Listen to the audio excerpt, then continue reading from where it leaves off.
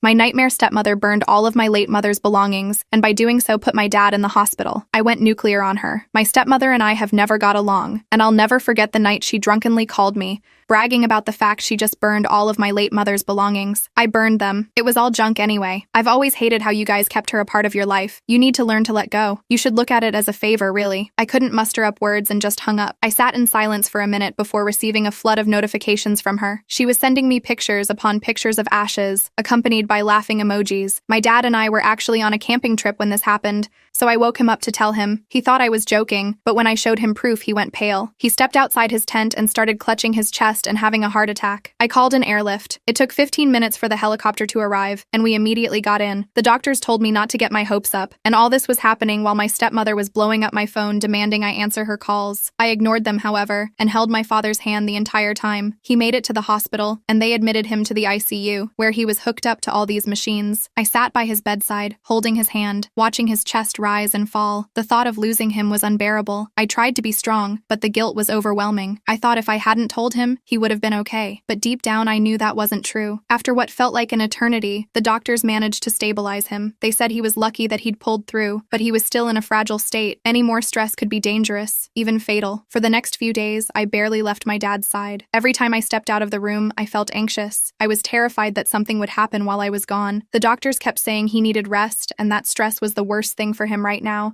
But it was hard, considering my stepmom had burned all of my mom's possessions.